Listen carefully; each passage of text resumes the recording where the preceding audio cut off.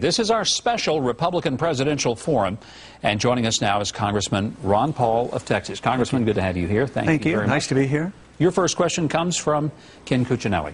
Ken.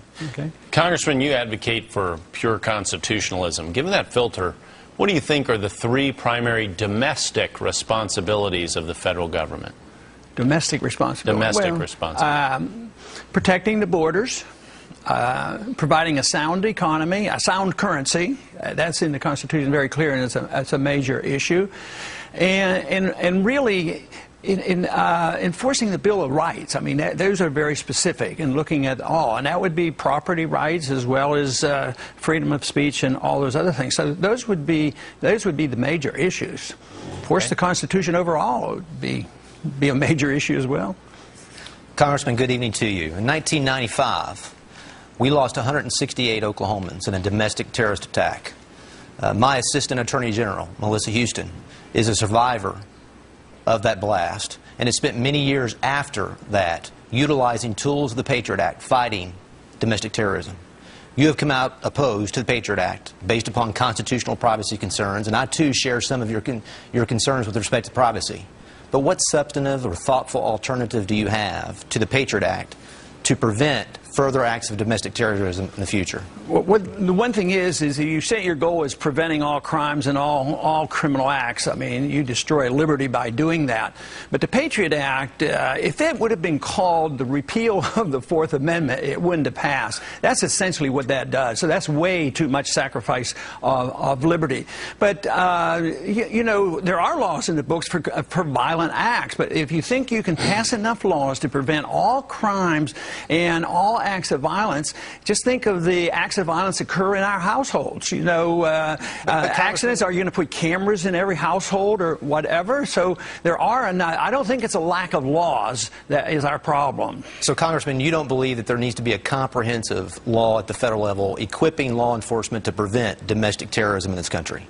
I don't believe we need a comprehensive law at the federal level. I believe we need state laws against violence. The one law that we do have at a national level that we totally ignore, and that is that terrorism is a crime and it's not a war. And yet we have drifted off to being called this is a war on terrorism, and it's a justification to pursue war not only around the world but even domestically. So I would say it's a crime. But the Constitution, I think, is very clear. There's nothing in our Constitution that says that violent acts should be a prerogative of the government. They didn't offer a national police force. I mean, even today, I mean, if you're talking about criminal acts of violence, murder, manslaughter, robbery, that's all a state issue. This nationalization of law enforcement, I mean, we have already 100,000 federal bureaucrats carrying guns. We don't need any more federal policemen.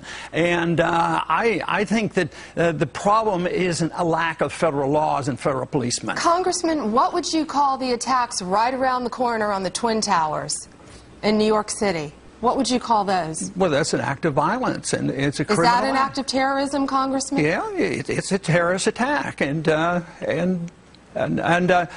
we do have responsibility when, you know, from protecting our borders and all, but it's an act of terrorism, and we have responsibility. We should be checking our borders and finding out who's coming in, but we ought to understand that whole problem rather than just saying that what we need is more federal policemen, and it's a lack of federal police activity and federal guns that will make us safer. But if you don't understand exactly the motivation and all the problems of why we're facing this crisis and why people want to come here and kill us, just more laws won't do it. I mean, this whole thing is all messed up because what we have been told for 10 years is that people want to come here and commit acts of terrorism against us because we're free and prosperous. As long as people believe that, believe me, you're not going to solve the problem. You're not going to make the people any safer. We don't want you to run out of time. Different topic, Congressman Paul. President Obama has had the audacity to say that the Republican approach to the economy means dirtier air, dirtier water, and less people with health insurance. Is that really what less federal regulation means? Hardly. Matter of fact, I get charged with that all the time, you know, because I don't want the federal regulations, and most Republican conservatives don't need or think we need more federal regulation. They say, oh, you're going to have, you know, people in the streets and no medical care. The whole thing is, if you don't have regulations, say in the environment and different things, or regulations on banking regulations, actually the market is a real strict regulation. It's a stricter regulation. Our problem today is when you write the regulations, say on drugs, the drug companies get involved and they write the regulation. Banking regulations are written by the banking community. They become the lobbyists. So it isn't the lack of regulation, but if you have the market, you have property rights, you have contract rights, and you have bankruptcy laws, and those are strictly enforced. It wasn't the lack of regulations that caused the Enron scandal, but it was the market that took care of it. Those individuals were convicted in Texas court for fraud, and they went to prison. So, no, we have to answer back. I think we do a lousy job on that, saying that the liberals grab the moral high ground and say that we're going to take care of everybody. If you don't do it, people are going to be suffering. There won't be any medical care. So it is up to us to argue the case that the market can answer that. The free market and property rights can solve just about all these problems much better than more bureaucrats in Washington. Congressman, you have said on Fox News Sunday that Medicare, Medicaid, and Social Security are unconstitutional. I presume that means that you will eliminate those programs. How will you do it? You think so? Yeah, I do believe. So tell me how. Tell me how. You all work on Obamacare, and you talk about it being unconstitutional because there's a mandate.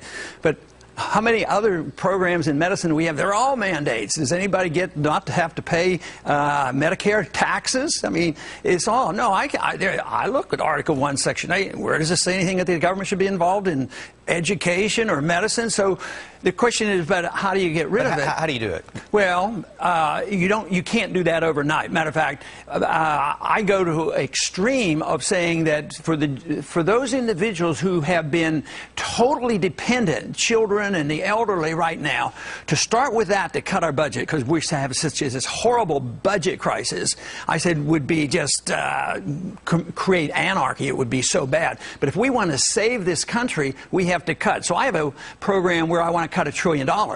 It's a bunch of it comes from overseas, and a bunch of it comes from 5 departments. Going back to the budget of '06, actually, I would preserve some of these programs. And when I present this program, I says, for the purpose of phasing them out.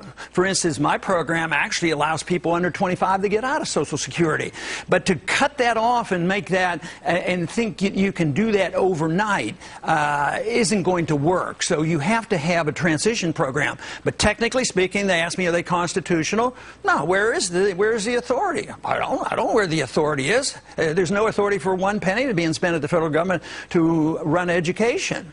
And I think that that's why we're in such this trouble. There's no respect at all for the Constitution. Congressman, if you're very clear you think they're unconstitutional, why would you sign a budget that contains something unconstitutional? Because other than that, you're going to you have 2 choices. You either can work our way out of this, or you wait until it collapses and we have to rebuild it. And I'm just saying that you can't. Even on the Federal Reserve, everybody knows my position on the Federal Reserve, and it's unconstitutional, but I don't advocate that you close down the Federal Reserve tomorrow. I advocate competing currencies and work out it, so I have transition programs. Okay. And that makes a big difference. Okay, let me move to another topic. Which comes first in your mind, the sovereignty of the people, the sovereignty of the states, or the sovereignty of the federal government? And please put them in order. Well, the people in the states and then the federal government, and very little for the federal government, and none for international governments like the UN and NATO to get authority for the things that we do around the world. Okay. Congressman, are there any amendments to the Constitution that you believe are mistakes? That I believe what? Are mistakes. Are mistakes? Yes. Well, there was one. Try to keep it to a few. Pardon me? Try to keep it to a few. I'm not quite hearing you. What you're saying? He said try to keep it to a few suggestions. A few. Yes. And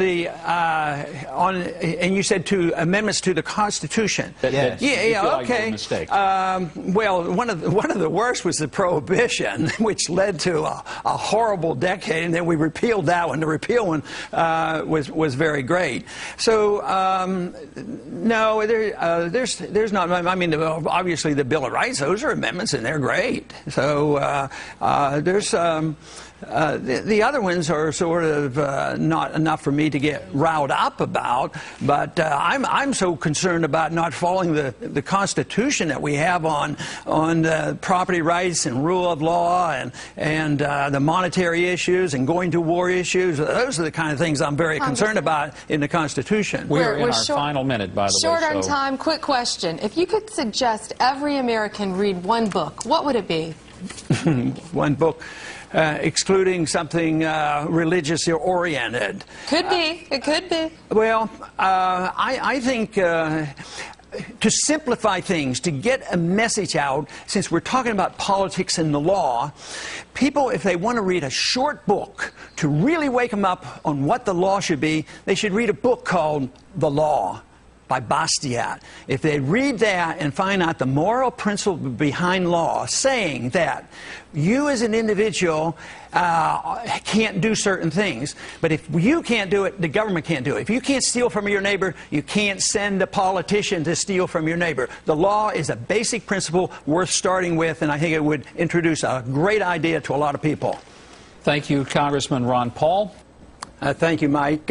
Tonight we talked a lot about the relationship of the federal government with the state government, and we realize it's such a mess because we've turned the Constitution on its head.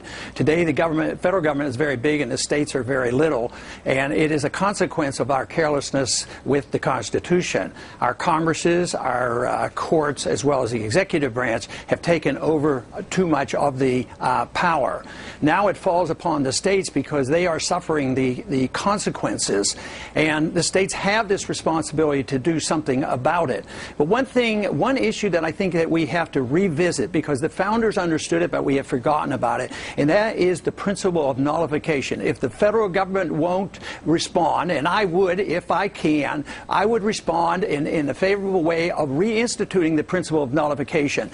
The states have to be able to nullify this. This would reverse the trend, and this would stop the usurpation of all the powers and privileges from the states to the federal government. Thank you very much, Congressman Ron Paul.